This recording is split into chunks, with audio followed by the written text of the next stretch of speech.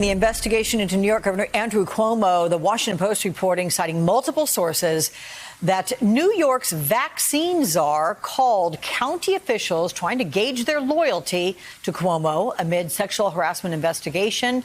According to the Post, Larry Schwartz says he did so as a 30-year friend of Cuomo and did not discuss vaccines. Well, the New York Times also reporting this, citing two Democratic county executives. It all comes as the New York Times is also reporting on the bridges burned by the governor and as calls for his resignation mount.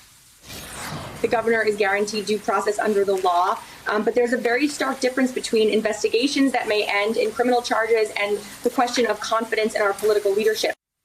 MSNBC correspondent Kathy Park is in New York with more on this. Kathy, there's a lot to unpack here. Talk about this new reporting. Alex, there certainly is. So I will start with that Washington Post and New York Times article that just posted in the past hour or so. And basically, the reporting suggests that the so-called vaccine czar, Larry Schwartz, has turned into this political operative for Governor Cuomo. He apparently made some phone calls to county executives and kind of check the temperature, their pulse on their loyalty with the governor amid the ongoing scandals, and then quickly change the conversation to the vaccine distribution in the state. It got to be a bit questionable, the timing of it all. So one county executive who remains anonymous flagged this to the Attorney General.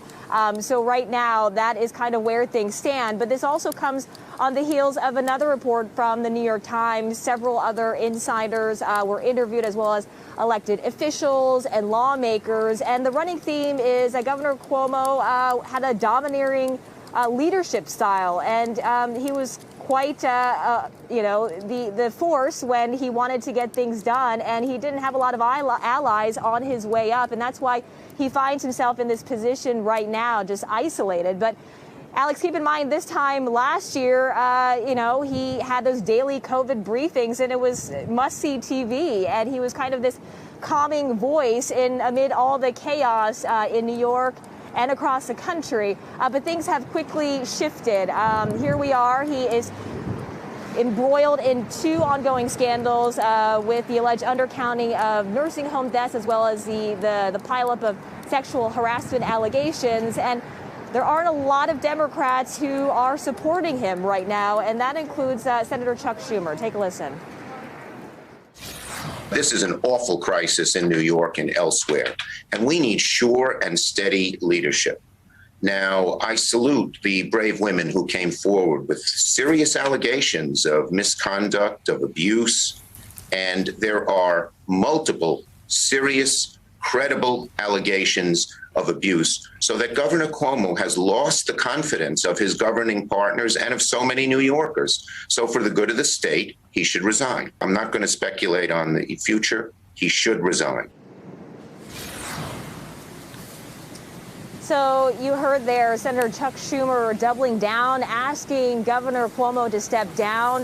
Just Friday, you might remember Kirsten Gillibrand also asking the governor to resign. And earlier today, we just heard from her moments ago at a press conference, and she supports the ongoing Attorney General's investigation. And Governor Cuomo wants that to play out, essentially. But going back to that New York Times article, several other people were cited, essentially saying that the governor had this domineering presence. His leadership style was very forceful, and he didn't make a lot of friends. In fact, one person was cited as saying that the problem with Cuomo is that no one has ever liked him.